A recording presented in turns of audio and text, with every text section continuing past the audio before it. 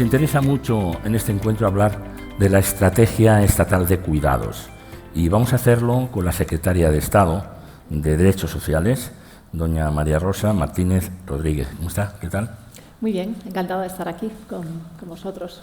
Cuando nosotros en el sexto encuentro, por lo tanto hace un año, hablamos de la estrategia, se estaba discutiendo en aquel momento más o menos la estrategia europea de cuidados y de ahí debía desarrollarse la española o debía ser complementaria, ¿no? ¿Por qué no? Le propongo que arranquemos desde ahí, desde ese momento. Ha pasado un año, yo creo que ya tenemos esa estrategia española. La tenemos. Y nos gustaría conocerla, saber a quién va, qué aporta, en qué ha cambiado el que ya tengamos esa estrategia estatal española de cuidados.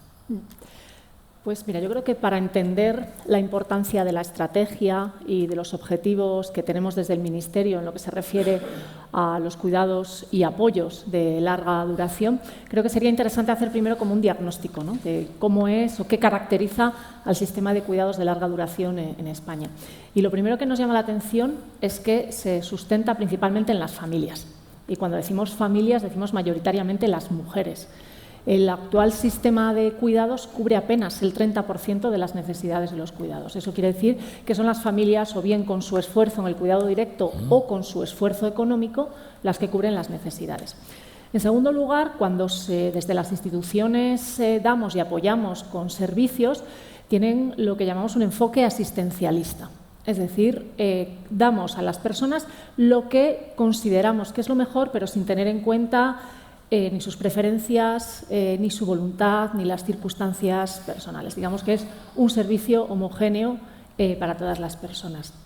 En tercer lugar, es que el sector de los cuidados es un sector altamente precarizado, con condiciones de trabajo que no son muy buenas, muy feminizado también, son mayoritariamente mujeres quienes trabajan ahí, con salarios muy bajos y condiciones muy duras, que eso se traduce en que un déficit constante de profesionales que quieran venir a trabajar al sector de los cuidados. Y por último, creo que hay que poner de relevancia y encima de la mesa, y es uno de los retos que tenemos de país, especialmente en un momento en el que estamos hablando de los presupuestos generales del Estado, que es dentro del Estado de Bienestar uno de los sistemas que han estado tradicionalmente más infrafinanciados. Es decir, los presupuestos que desde las administraciones, no solo desde el Estado, sino también las comunidades autónomas, destinamos al sistema de dependencia, al sistema de cuidados, no es ni de cerca suficiente para cubrir las necesidades. Es cierto que la pasada legislatura se hizo un gran esfuerzo, se aumentó el presupuesto en un 137%, pero eso sigue estando lejos. ¿A qué, teniendo en cuenta esta fotografía del sistema de cuidados, qué queremos dar respuesta con la estrategia? En primer lugar, es una estrategia que se divide, que se orienta tanto a las familias como a las personas que reciben los cuidados, como a las personas que cuidan. Entendemos que los cuidados tienen que ser con derechos, tanto para las personas que reciben los cuidados como para las personas que cuidan. Esto quiere decir que la estrategia trata de darle un enfoque, lo que llamamos centrado en la persona, que cada persona pueda decidir dónde quiere vivir, cómo quiere vivir, si quiere vivir en su casa, cerca de su comunidad, y un enfoque comunitario, es decir, dentro de lo posible que podamos mantener a las personas que necesitan cuidados integrados en la comunidad y no segregados como es lo que tenemos hasta ahora. Por ir resumiendo y luego, si quieres, entramos en detalle. Lo novedoso de esta estrategia, porque el modelo de desinstitucionalización, es decir, un enfoque más personalizado, más centrado en las preferencias, además con un enfoque de derechos también, es algo que ya se hace en la mayor parte de los países europeos. Pero lo novedoso de esta estrategia es que es transversal, no solo se centra en personas mayores, sino que abarca colectivos, porque el concepto institucionalización, esa visión asistencialista, se da en otros muchos ámbitos, sea en personas mayores, se da en personas con discapacidad, a las que también va dirigida la estrategia, niños, niñas y adolescentes del sistema de protección, centros de menores, son instituciones en toda regla, o por ejemplo las albergues o recursos para las personas sin hogar, que sería el cuarto colectivo. Pero es un concepto mucho más amplio, pero esta estrategia, como decía, es transversal y es la primera vez en Europa que intentamos que ese concepto de enfoque centrado en las personas y derechos sea transversal y vaya a muchos más colectivos. O sea que la estrategia amplía el foco, para empezar, primera cuestión. Amplía el foco, exacto. Amplía el foco y se dirige a las personas que necesitan asistencia, a sus familias, a sus cuidadores, pero en la práctica luego, ¿en qué se ve? hay una subvención especial, no lo sé, hay un tratamiento distinto por parte o de la Seguridad Social o lo que sea a esas personas que hacen los cuidados en el hogar, porque también es importante, porque es un trabajo y es un trabajo para unas personas y para el país, ¿no? Creo que ese es el concepto. O sea, esto es una estrategia de país.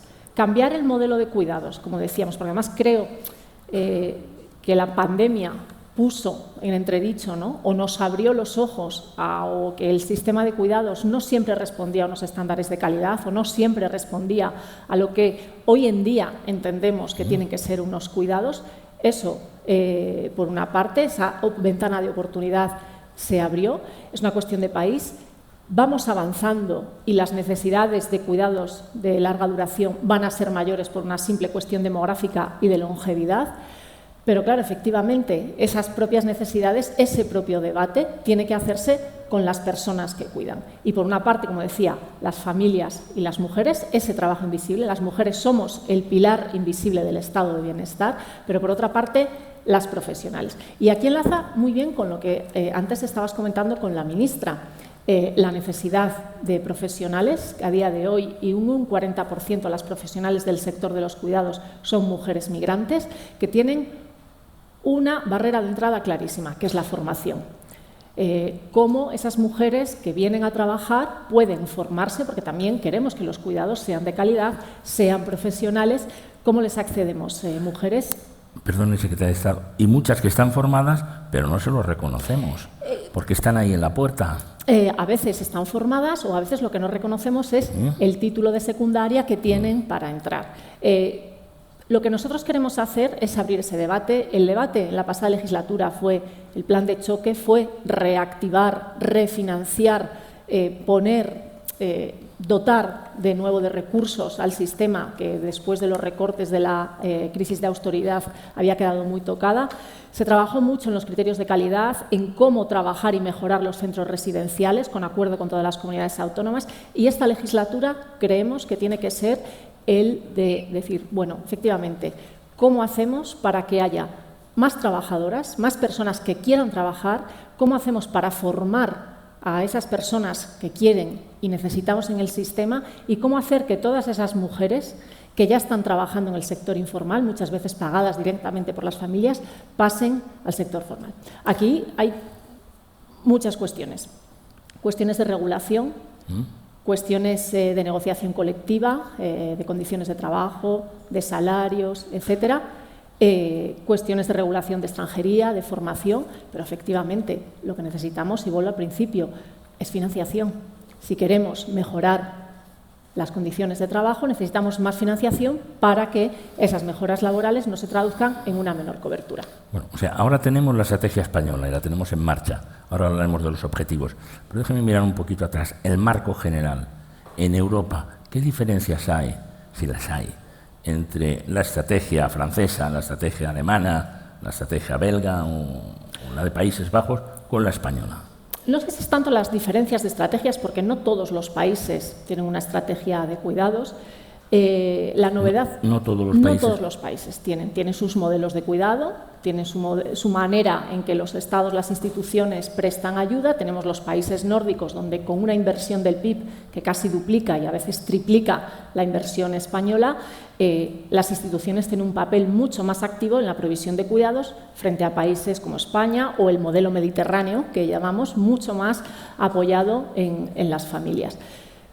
Modelos, además, como decía, no tan centrados en grandes centros residenciales, que fue lo que en un momento dado se encontró la solución en España, sino unas mayores, por ejemplo, intensidades y presencia y rol del servicio de ayuda a domicilio, unas experiencias de vivienda, de servicios comunitarios, de centro del día.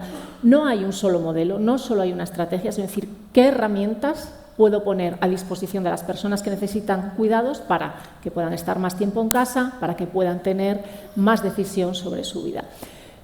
La Estrategia Europea de Cuidados, que comentabas, que se aprobó el año pasado en Europa, lo que pone es como un marco, un horizonte común, porque bueno, pues de los 27 países europeos puedes imaginarte que las estrategias y los modelos son distintos.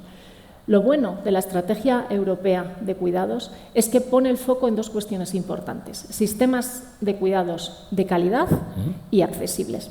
Y esto quiere decir, es importante, que estamos hablando de igualdad, que los cuidados que tú vayas a recibir en el momento que los necesites no dependa de tu patrimonio, porque a día de hoy, como decía, solo el 30% lo cubre el sistema.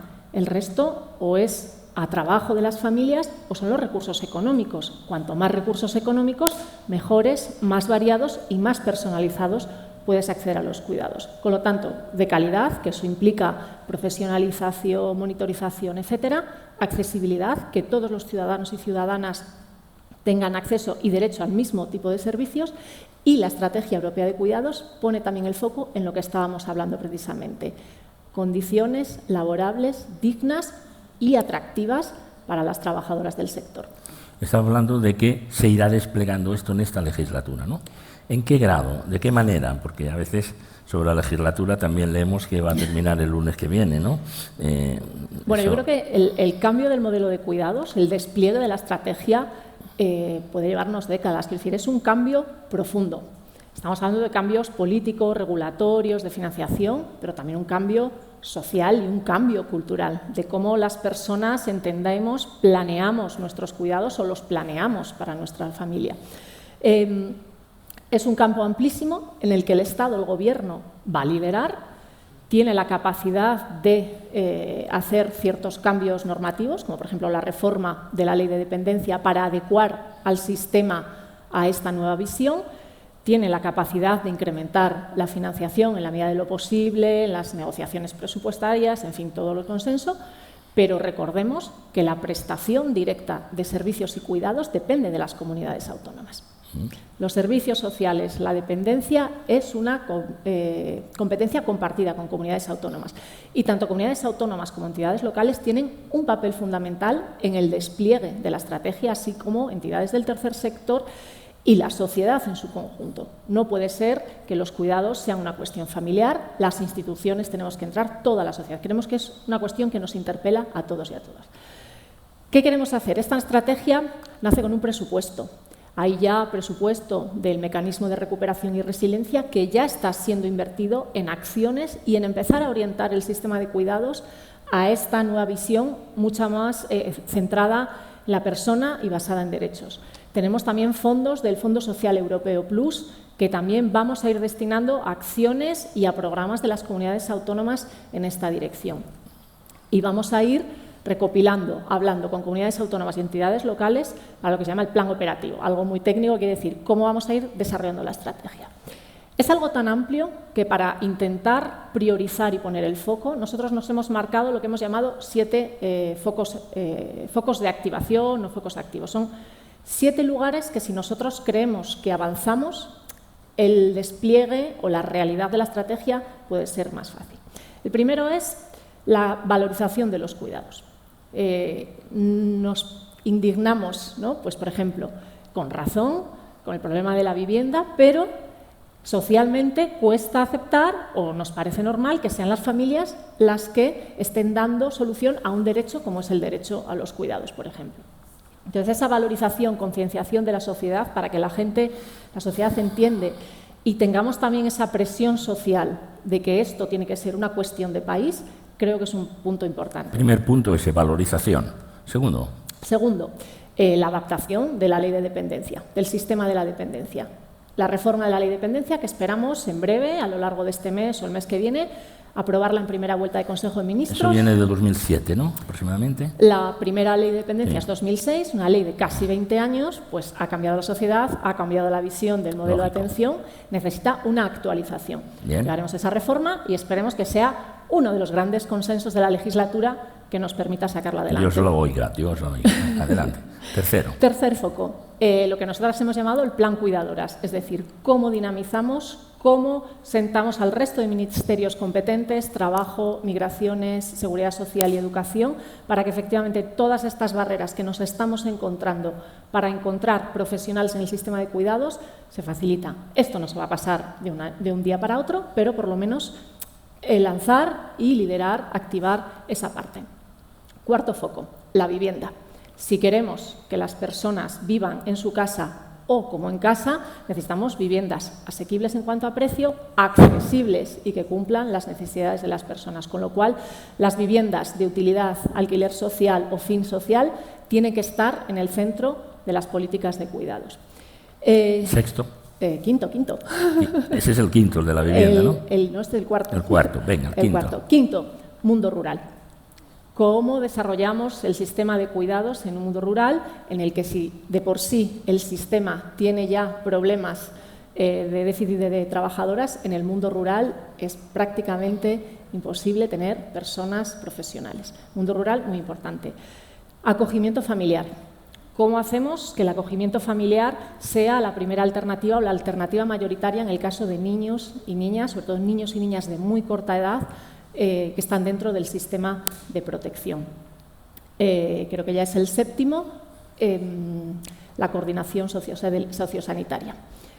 Es verdad que si nos vamos a unos cuidados más personalizados en casa, necesitamos que la coordinación con los sistemas sanitario, con el sistema de salud, permita esa monitorización, ese seguimiento, las curas, lo que necesiten las personas, tiene también que simplificarse, diversificarse, ramificarse. Así que esos 7 aspectos son en los que nosotros vamos a poner como la energía o vamos a intentar liderar o que al menos abrir ese debate para que podamos seguir avanzando. Estamos concluyendo ya, pero le preguntaría, ¿y si los presupuestos generales del Estado no se aprobaran? ¿Qué pasaría? La prórroga, iríamos a las cantidades del año anterior. De 2023, que siguen siendo las cantidades más altas que este país ha dedicado nunca al sistema de dependencia. Pero si no tenemos presupuesto, pues perderemos la oportunidad de seguir incrementando, de poner recursos, no solo para llegar a más personas, sino para transformar ese modelo. ¿Y encuentran eco, por ejemplo, están transferencias hechas o compartidas, ¿no?, con las comunidades autónomas?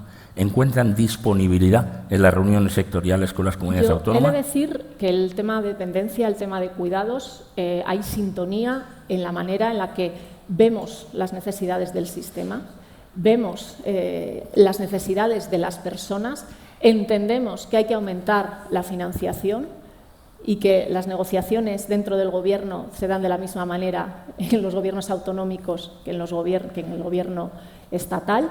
Hay también una visión compartida de que esta estrategia, este cambio de modelo es el camino. Todas las comunidades autónomas están dirigiendo su política de cuidados hacia este camino.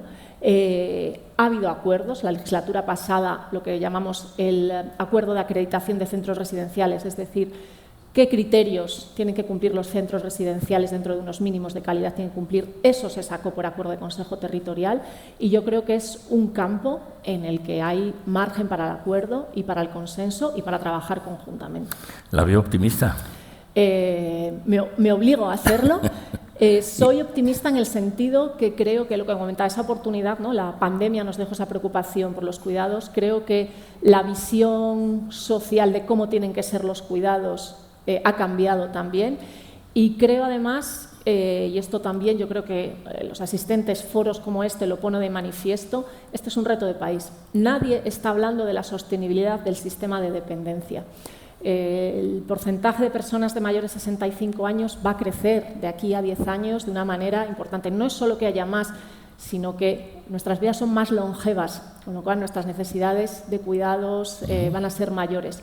Es un reto que tiene España, que tiene el mundo occidental, que tiene el mundo entero y al que hay que darle respuesta no solo dando cuidados, sino dándolos de una manera que respeten las preferencias y los derechos de las personas y que además no recaigan ni en las familias ni en un sector laboral precarizado. Pues ojalá sea así. Muchas gracias, Secretaria de Estado, por haber estado Muchas gracias por la oportunidad de explicar. Gracias. Gracias.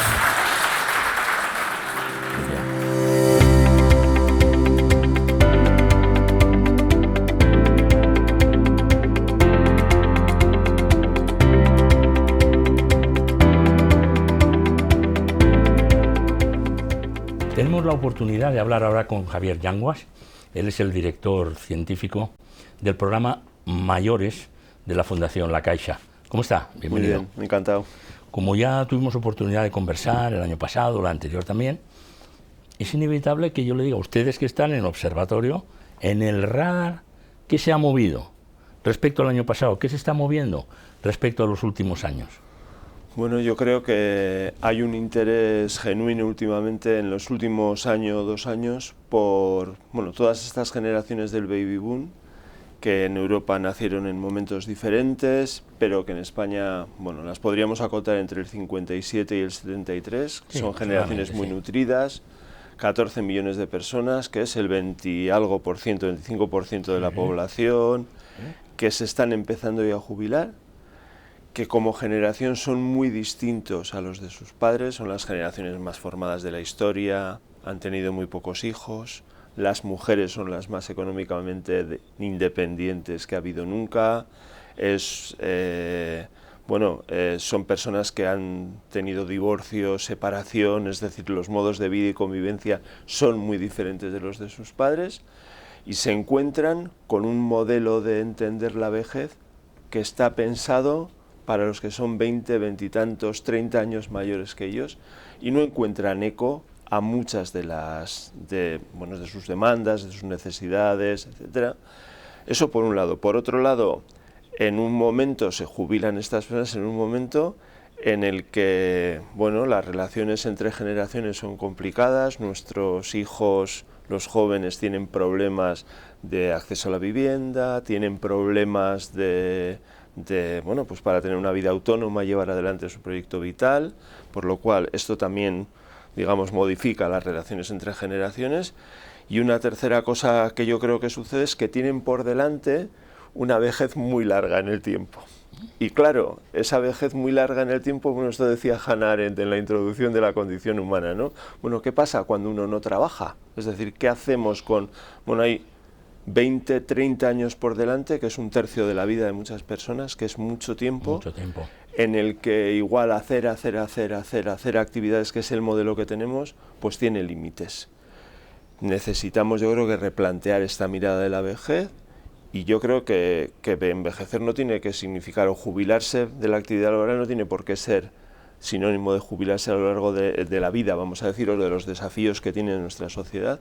Y por lo tanto tenemos que también mirar no solo a la vejez desde el punto de vista de las propias personas mayores, reivindicaciones de sus derechos, etcétera, que obviamente hay que hacerlo, también desde la contribución al bien común de este 20 y muchos % de la población que tiene todo ese tiempo de vida. En eso estamos, definiendo esto, intentando comprender qué es lo que sucede ahí. Pues es una reflexión enormemente interesante y necesaria, porque habrá que adaptar el sistema, porque yo me imagino que habrá servicios sobresaturados, otros semivacíos. Eso es. Habrá que buscar otras formas de entretenimiento y muchas personas que efectivamente en esa larga vejez, que en líneas generales y como promedio viene, se ocupa al principio, déjeme decirlo así, hacer aeróbic, pero igual te cansas al cabo de 25 años de hacer aeróbic solamente. Hay que hacer aeróbic y otras cosas, ¿no? Es decir, ese mundo de la actividad, claro, entonces empiezan planteamientos relacionados con esto que comentabas, ¿no?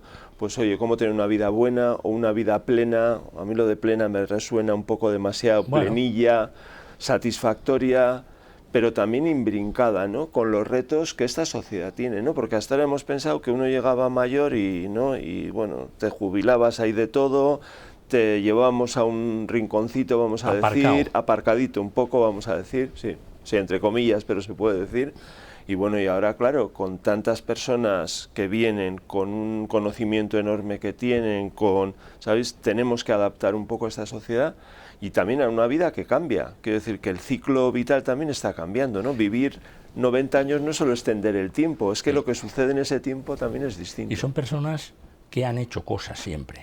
Claro. Y como han hecho cosas y están en buenas condiciones, porque esa es la situación, pues probablemente alimenten otro tipo de movimientos para los que no había gente, ¿no? Usted sabe que muchas veces se había dicho, el procés lo mueven sobre todo los jubilados, me refiero a la calle, lógico, porque eran personas con buena salud, con unas buenas prestaciones, con sus inquietudes, evidentemente, eso es muy respetable, pero desde el punto de vista operativo, tenemos ahí una fuerza de millones de personas para hacer pues todo tipo de organizaciones sin ánimo de lucro, todo tipo de formación a otras personas, etcétera. Ustedes estudian también la tendencia, digamos, de esas inquietudes, ¿a dónde canalizarlas?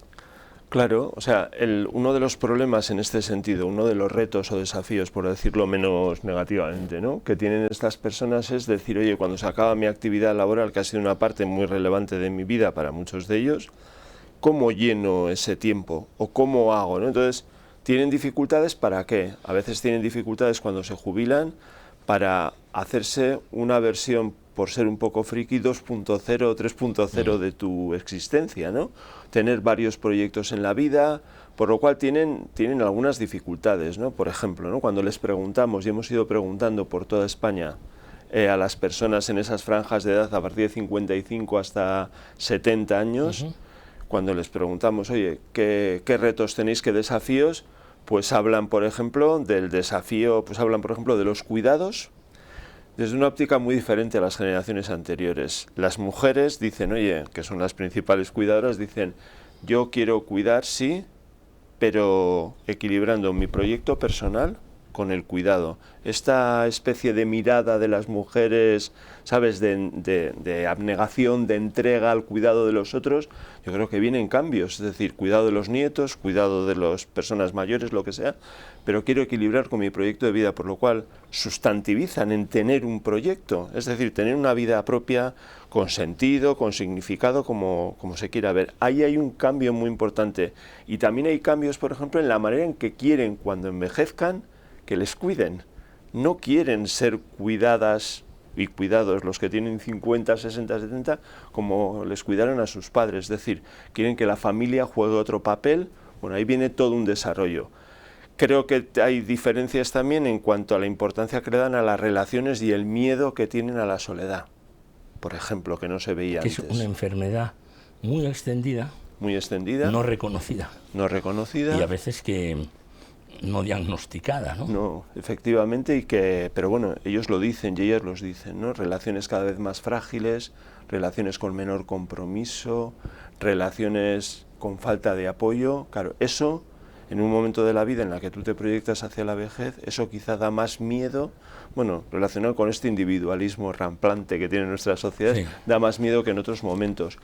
Y muchos y muchas de ellas nos hablan de las dificultades de tener una vida buena, no en términos económicos, que hay pobreza también, no en términos de salud, que muchos están bien, sino en términos de ¿para qué me levanto por la mañana?, ¿qué voy a hacer?, ¿cómo aporto?, ¿cómo siento que mi vida no es el transcurrir de las horas, minutos y segundos, sino que realmente puedo hacer cosas? Claro, no saben muy bien cómo hacer, no saben qué hacer, necesitan de alguna forma que por eso decía, ¿no?, que la vejez no está pensada para hacer esas actividades, pero no está pensada los modelos de vejez para recoger esas iniciativas que tú comentabas, sustantivizarla, hacer proyectos, devolver a la sociedad quizás parte de lo que la sociedad también ha intervenido en ellos. Y yo creo que necesitamos también una mirada de la vejez a la misma altura de los ojos, claro, ¿sabes?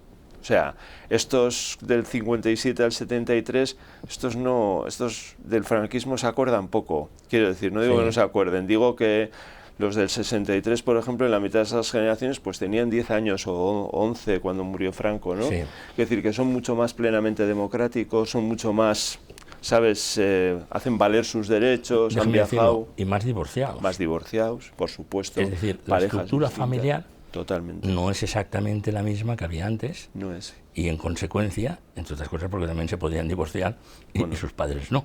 Esa es la verdad. Pero ese cambio de estructura familiar, ¿ustedes aprecian también ahí que abona todo esto? ¿Abona la soledad o la posible soledad? ¿Abona ese temor a ver quién me va a cuidar y cómo me va a cuidar? Totalmente, porque esas relaciones, o sea, antes estaba claro quién te cuidaba, ¿no? Te cuidaba tu pareja y te cuidaban tus hijos. Ahora es común y esto llama la atención, ¿no? Por ejemplo, llama la atención cuando haces grupos con personas mayores. Antes casi no había inmigrantes, ahora hay inmigrantes, ¿sí? Punto uno. Ahora hay muchos divorciados, divorciadas, con parejas, con hijos de distintas parejas. Es decir, esto, claro, ya es menos evidente quién te va a cuidar, es menos evidente a quién tienes que cuidar por parte de los hijos. Es decir, esos cambios que vienen. Y en términos de cuidados que decías, pues claro, uno puede tener las relaciones que tenga, pero por ejemplo, parejas que viven en pisos separados, claro, cuando llega esto del cuidado, pues es evidente que no tienen la misma percepción de obligatoriedad sobre, ¿no?, que yo le tengo que cuidar a mi pareja porque tenemos vidas más separadas, ¿no? Entonces esto que en términos de relaciones puede ser digno o puede ser, o sea, tan digno como otras relaciones o relaciones, bueno, relaciones, la gente puede establecer las relaciones que desee establecer, no es menos cierto. Esto no quiere decir que yo esté a favor del matrimonio per se y tal, pero es cierto que tiene unas consecuencias. Estamos leyendo lo que pasa en la sociedad y estamos en la previsión de cómo se afronta eso. Porque hasta ahora, pues las parejas viven separados, estupendo. Pero bueno, a partir de los 80 años, ¿qué hacemos? ¿Tu casa, la mía o ninguna de las dos? O ninguna de las dos. O yo no siento la obligatoriedad o no siento la responsabilidad de cuidarte. ¿Sabes? No me siento tan interdependiente que te tenga que cuidar. Eso, por ejemplo, aparece en todas las personas de ese grupo, de esa baby boom, que no han tenido hijos, que son muchos, pues aparecen, claro, que el cuidado va a ser, pues el cuidado entre la pareja, ambas dos frágiles igual en un momento determinado. O los recursos económicos. O los recursos, y el que no las tenga entonces queda absolutamente desprotegido. Queda absolutamente desprotegido. Claro, entonces aquí vienen nuevas realidades que vienen además sin manual de instrucciones. Yo a veces pienso, ¿no?, otras realidades, digo que a veces suenan un poco como raras, ¿no?, como esto, un poco distópicas, ¿no? Pero, a ver, en términos políticos, por ejemplo, ¿no?, democráticos, ¿no?, una persona, un voto, un 30% de personas mayores, que son ¿cuántos votos en la democracia? Muchos. 40 y... Muchos, ¿no? En este país tenemos 48 millones de personas. En este momento, cuidado, ¿eh? Claro, entonces, ¿qué puede suceder? Pues que se puedan organizar políticamente, entonces nos enfrentamos a realidades o posibles realidades que vemos venir, para lo cual no hay un debate. Podemos poner el de la política, pero podemos poner el de los servicios sanitarios, ¿no? En este momento, pues yo soy del País Vasco, hay un debate profundo del nuevo Lehendakari con la situación que tiene Osakidetza, o sea, la salud en el País Vasco, los servicios públicos del País Vasco, de que faltan médicos, faltan enfermeras como en el resto del Estado, pero es que además hay un debate sobre cómo organizar, es decir, una población mayor necesita la misma organización sanitaria. Bueno, está el tema de las pensiones, bueno, todo esto es parte de esta realidad que yo la veo pues tan compleja a veces como los problemas complejos tipo el cambio climático, o sea, porque afecta a las pensiones, afecta a la sanidad, afecta a los servicios sociales, afecta a las relaciones entre las personas. Es decir, esta es la realidad que viene. Yo creo que es una realidad muy compleja a la que hay que intentar responder. Y claro, si hay soledad, si no hay proyecto de vida, si hay una vida en blanco y negro en vez de en color, eso también está relacionado con la enfermedad, eso está relacionado con... Bueno, claro, este es el reto. Andreu Mas-Colell, que fue más conocido públicamente porque fue conseller de Economía del gobierno de la Generalitat, pero en realidad es un profesor primero de Berkeley y después de Harvard, que por cierto, Andreu Mas-Colell estuvo a punto de ser premio Nobel por sus trabajos y sus aportaciones en macroeconomía. Por tanto, lo que voy a decir de él no es en términos políticos, sino en términos macroeconómicos y de la gran visión de la jugada que tiene. Dijo el otro día sobre este debate de financiación que hay en España, no discutan tanto de financiación de comunidades, hablen de la salud y de cómo financiar la salud. Vio la entrevista. Me pareció llevar las cosas a su terreno. Es que el problema lo tenemos ahí. El problema está ahí, sí. Y luego también con yo creo que es igual, parece que es como enfatizar lo negativo exclusivamente, pero hablando del reto, claro, todo esto sucede cuando una población joven mucho menor en número, tiene muchas dificultades. Claro, entonces, yo a veces lo que pienso es que lo que está en juego también a veces es la cohesión social, ¿no? Es decir, cómo unos jóvenes ven ¿no?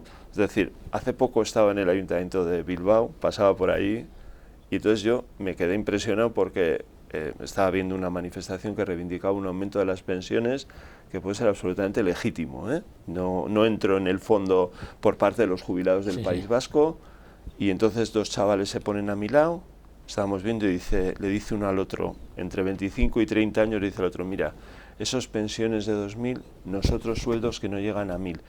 Independientemente de la veracidad o no, de la legitimidad de cada uno de los planteamientos, que no entro en eso, lo que traigo el ejemplo es por decir, oye, esa distancia entre generaciones, a mí esto me preocupa.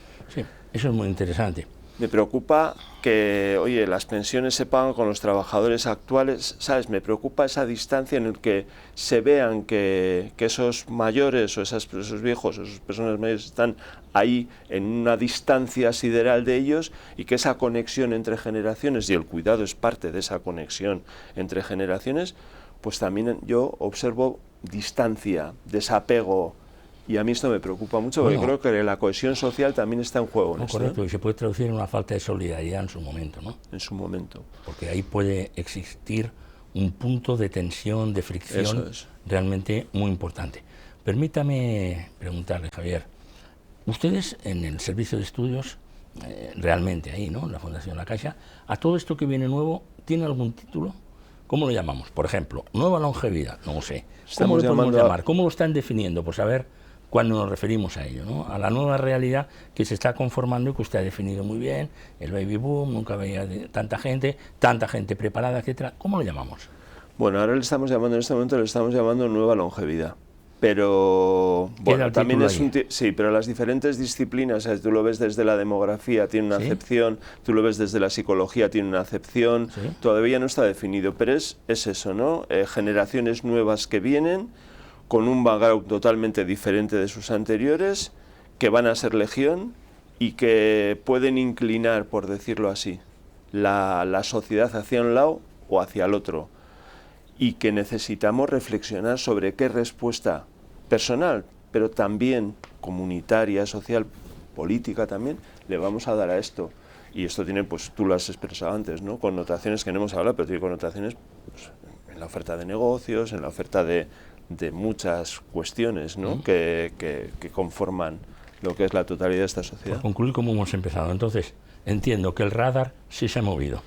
El radar se ha movido. En ese radar, en un año, ustedes ven que hay un movimiento. Bueno, venimos observando esto y en los últimos año y medio por ahí, pues sí que hemos empezado a trabajar de forma más importante o más intensa sobre esto, intentando definir un poco, en este momento escuchar las voces de esos y entender cuáles son sus necesidades, sus deseos, sus aspiraciones, intentando transformar un poco esos modelos de entender la vejez, lo primero, para que podamos conceptualizar las cosas de manera distinta. Y también hemos empezado a intervenir, a hacer cosas de orientación para el proyecto de vida, preparar la vejez o sea, generar también iniciativas que nos ayuden a poder dar pasos adelante. Pero le haré una confesión. A mí eso me tranquiliza mucho. Porque saber que hay alguien que está estudiando esto. Bueno, no, pero que está viendo venir esto, viendo cómo se mueve el radar, es, digamos, una garantía de que no nos vamos a encontrar de sopetón con una realidad que no la vimos venir, que son las grandes dramas y las grandes crisis que hay siempre. No lo vimos venir. No lo vimos venir. Por lo menos seguiremos dando la matraca, por decirlo así. No está investigando lo que pasa. Eso es. Javier, muy interesante la conversación. Muchas gracias. Muchísimas gracias. Gracias a ti, Manuel.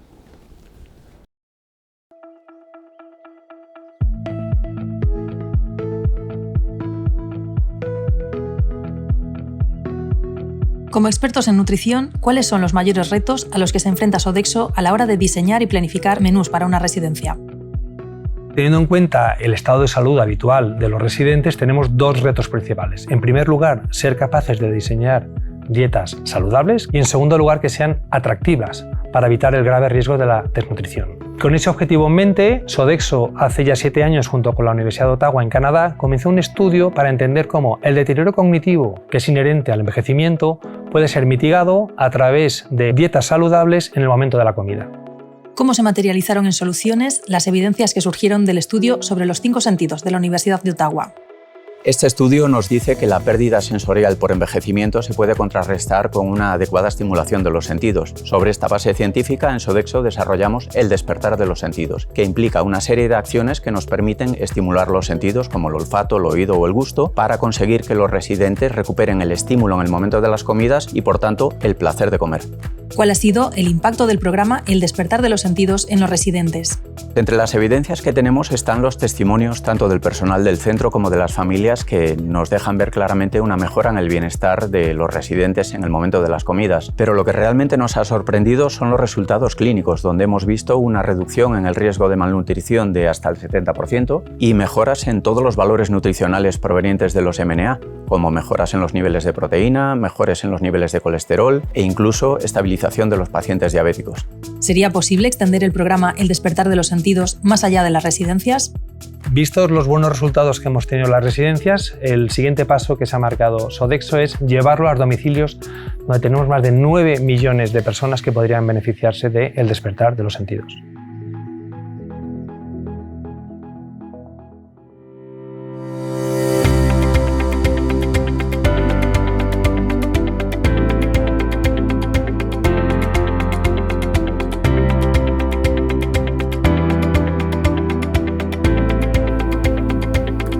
Seguimos en el 7º encuentro de Economía Senior y vamos a hablar de la responsabilidad del sector sociosanitario. Para eso hemos invitado a José María Pena, él es el consejero delegado de DomusVi. ¿Cómo está? Bienvenido. Muchísimas gracias. Gracias por la invitación. Gracias, Manuel. Gracias, Berenguino. Un placer estar aquí. Es la empresa, creo, mayor, ¿no? Somos la mayor empresa en España. Bueno, hemos estado escuchando aquí en este encuentro que hay una estrategia estatal, eso es enormemente interesante. Yo no sé desde el sector privado cómo la ven, cómo encajan, cómo podemos remar todos en la misma dirección.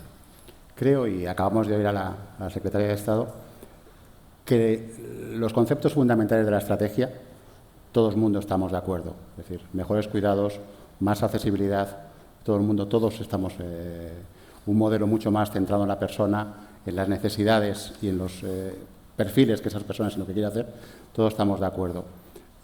Pero usando una frase famosa de Mike Tyson, el boxeador, la mejor estrategia termina con el primer puñetazo en la cara. Entonces yo quizás hoy aquí quiero contar que la estrategia está bien, pero solo me ha preocupado una cosa de lo que ha dicho la secretaria, que es cuando ha dicho la palabra décadas para ponerla en marcha. La situación actual de envejecimiento de la población en este país, que también ha comentado, se está acelerando. Para el 2030 más del 11-12% de la población va a tener más de 84 años.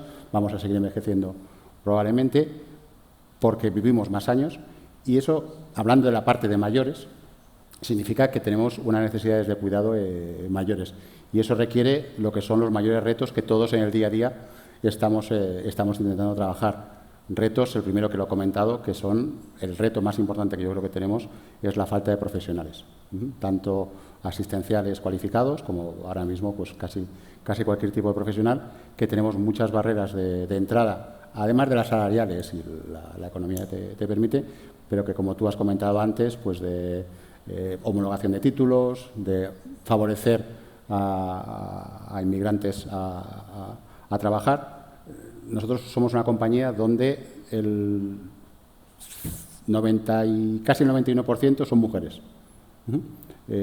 Más del 90% de los contratos que hacemos son indefinidos. El 50% son a tiempo completo. Es decir, intentamos además diferenciarnos mucho en la oferta. Y el mayor reto que tenemos, y hablando con otros compañeros de nuestro sector que hemos tenido, además sobre todo en la época veraniega, que hemos tenido ahora mismo, es cómo encontrar profesionales que nos aseguren la calidad que tenemos que dar a nuestros mayores, tanto en servicios de ayuda a domicilio como en servicios de residencia. Por tener una fotografía, ustedes son la empresa más importante, ¿cuántas personas trabajan con ustedes? Nosotros tenemos 28.000 empleados en España. 28.000 empleados. ¿Y cuántas personas en las residencias? En la residencia nosotros estamos dando servicio a más de 20.000 residencias, estamos dando en servicios de ayuda a domicilio, yo creo que ahora mismo estaremos en los 70.000, 80.000, y en servicios de teleasistencia, que son servicios remotos, estamos ya en 45.000. Entonces estamos dando ayuda a más de 120.000 personas.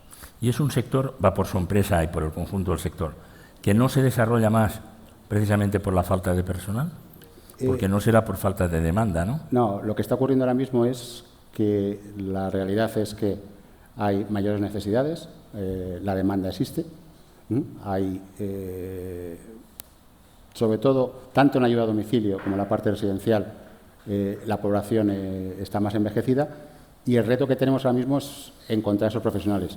No te diría que nos está frenando, pero sí que vemos que a corto plazo tenemos una barrera clara en cuanto a mantener la calidad de los cuidados que queremos, que para nosotros es lo más importante. Cuando hablamos del futuro de los cuidados, para nosotros hablamos fundamentalmente de dos cosas. Una es la atención centrada en la persona, es decir, que la persona tenga mucha más capacidad de decisión y que no sea lo mismo para todos los servicios que hacemos, que puedan tomar decisiones estar en domicilio, si necesita una residencia, qué actividades quiere hacer, qué comida quiere tomar, es decir, que tenemos que tratar a los mayores en los cuidados de una manera única en cada caso. Pero para hacer eso necesitamos más profesionales, necesitamos darle más atención, más horas que puedan hacerlo. Y eso es uno de los retos importantes, porque si tenemos problemas de personal y tenemos un incremento de demanda, nos vamos a encontrar con un futuro. Por eso el mensaje que yo creo que me gustaría dar, y sobre todo en el momento que estoy después de la Secretaría de Estado, es un poco la urgencia, que no tenemos tanto tiempo para tomar decisiones conjuntamente, porque yo creo que las estrategias fundamentales todos estamos de acuerdo. Así es. De todos modos, déjeme decirle, con sinceridad, ustedes como imagen en general, ¿no?, las residencias salieron tocadas, ¿no?, de la pandemia. Sí, la pandemia hizo dos cosas.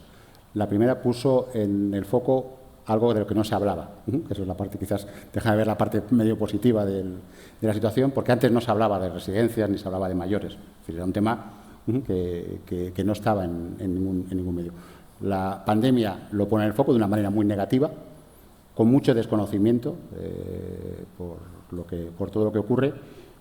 Y para mí lo importante que ahora es que sí que creo que está ya pasada la pandemia, nos va a servir por una parte de lecciones y sí que está mucho más en la agenda política, está mucho más en la agenda social y creo que también tiene que estar más en la agenda de medios para buscar soluciones.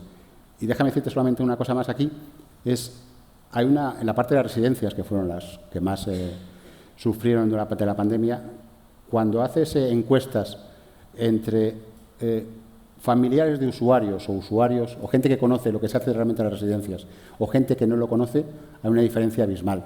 Hay un desconocimiento importante de lo que realmente se hace en las residencias, es decir, cuál es el trabajo de cuidado, cuál es el trabajo de atención, que las residencias se preocupan del bienestar tanto asistencial como también emocional de las personas. Y ese trabajo, yo muchas veces cuando hablo con medios, me canso de invitarles a que visiten nuestras residencias cuando quieren, a cualquier hora, y que hablen con los familiares y con los residentes y que vean lo que están haciendo aquí, para intentar formar, porque yo creo que la manera mejor de mejorar la imagen es un mayor conocimiento, una mayor formación, una mayor presencia en todos los sitios. Bueno, es bastante generalizado. Son sectores que se conocen poco.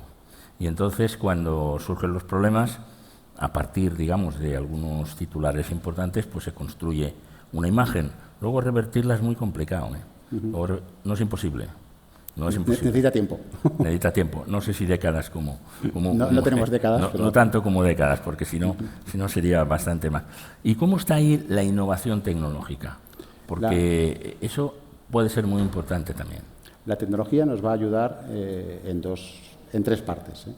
La primera parte es a esos servicios a domicilio, simplificarlos. Es decir, al final, si tienes necesidad de recursos, la tecnología te permite sensorizar, te permite generar alarmas, te permite tener soluciones, pues para explicarlo con ejemplos prácticos, sensores de cuántas veces se abre la nevera en una casa cuando están viviendo mayores. O sea, hay un dato aquí para entenderlo. Hoy el 81% de los mayores de 84 años viven en su domicilio. Y solos muchas veces. ¿Sabes? Y muchas veces pues solos o con parejas, etcétera. Entonces, ahí, además de esa ayuda, tenemos que intentar tecnificar. Y hay un esfuerzo importante y mucha tecnología que nos ayuda a básicamente disparar alarmas, ver comportamientos, ver sensores, ver caídas, en ese tipo de situaciones. O sea, si la nevera no se abre en 3 días... Hay que ir a ver qué pasa ahí. Tienes que tener un problema.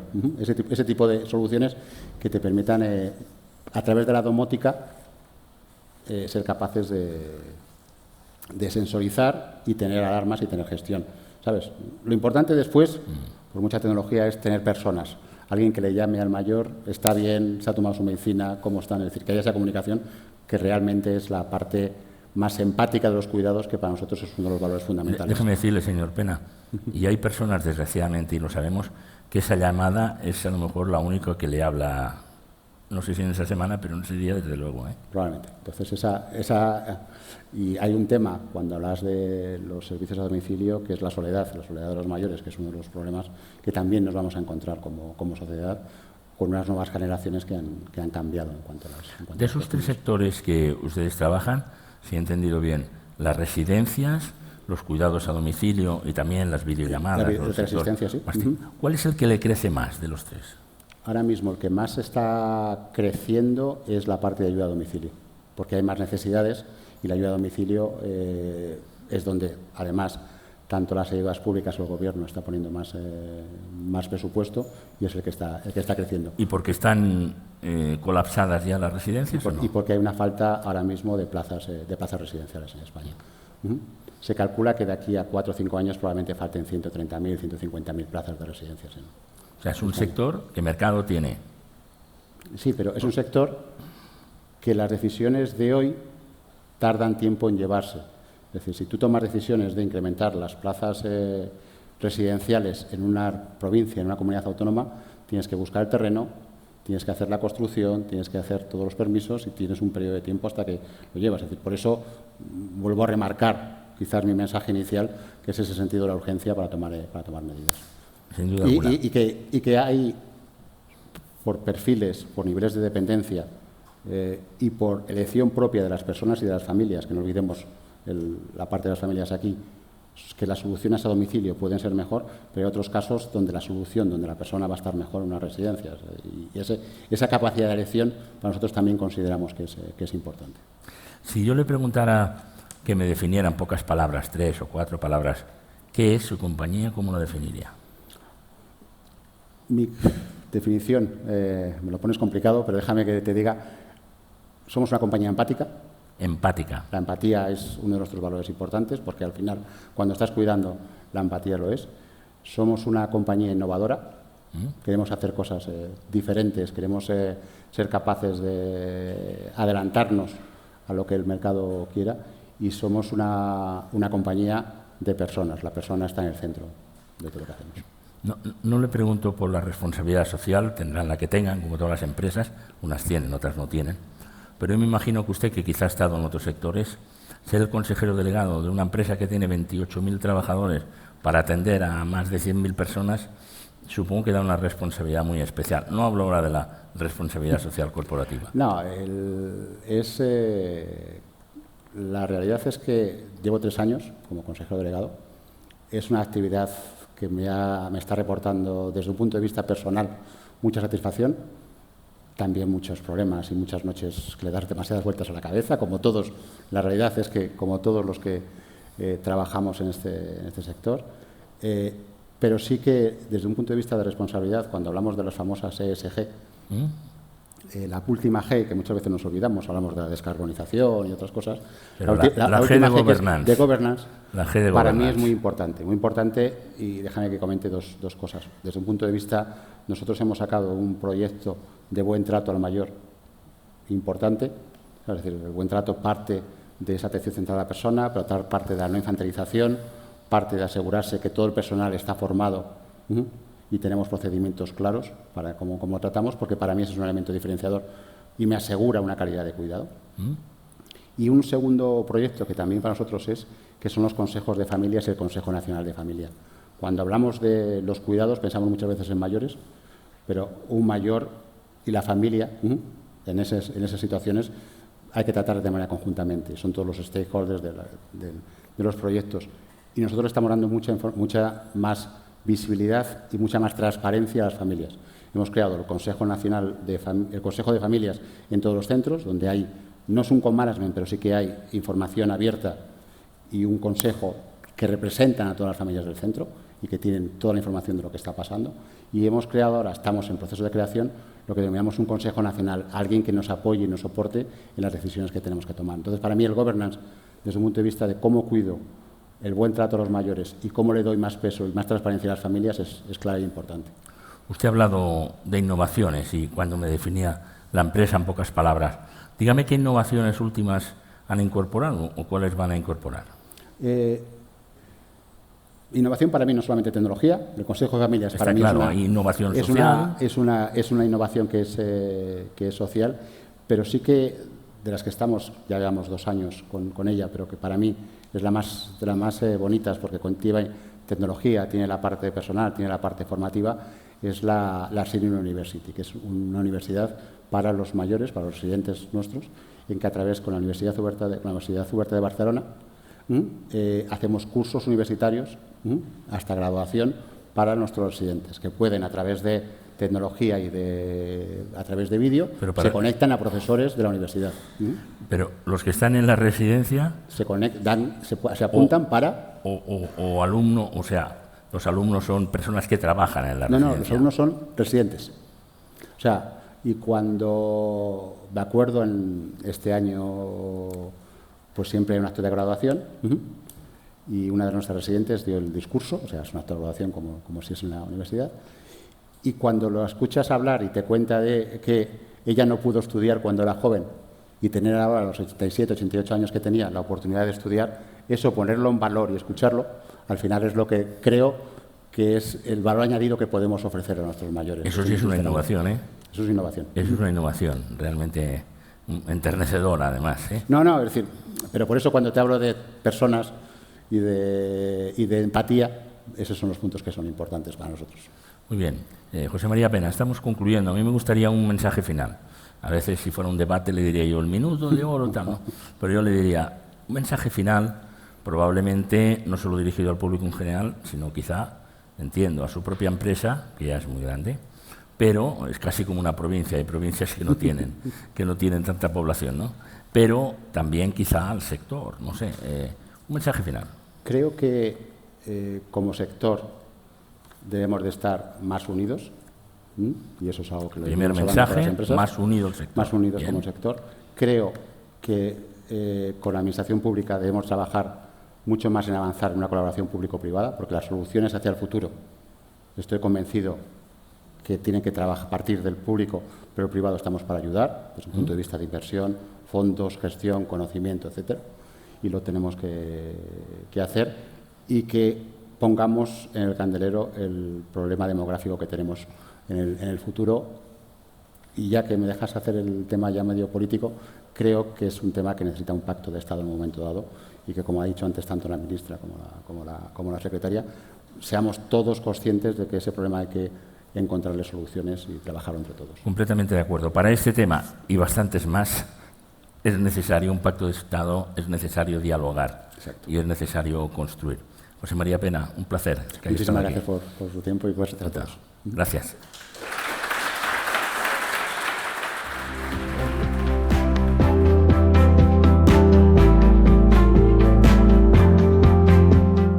Senior Telecom es una compañía que pertenece al grupo MasOrange y nacimos con una visión de desarrollar ecosistemas muy desarrollados al mundo del telecuidado de las personas mayores. Nos dirigimos principalmente, además del propio sector público, a aquellas compañías que tienen ecosistemas senior, como empresas de telecuidados, teleasistencia, empresas aseguradoras financieras y empresas de servicios. Dirigimos nuestro trabajo a generar ecosistemas, como he dicho, digitales y móviles, muy orientados a integrar los sistemas de todas estas compañías, a introducir a los familiares dentro del ecosistema también y a crear entornos muy sencillos y manejables por parte de las personas mayores, y todo en un entorno de movilidad.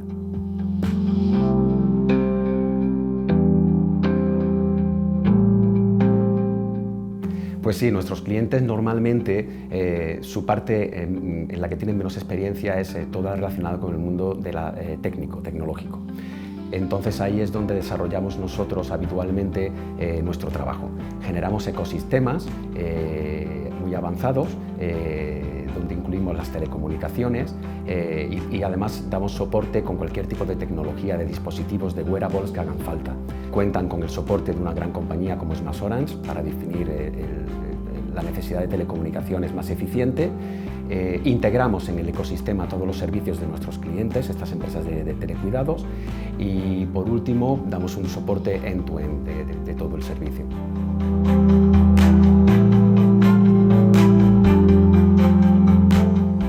Aquí finaliza esta sesión del 7º encuentro de Economía Senior. Esperamos que haya sido de su interés.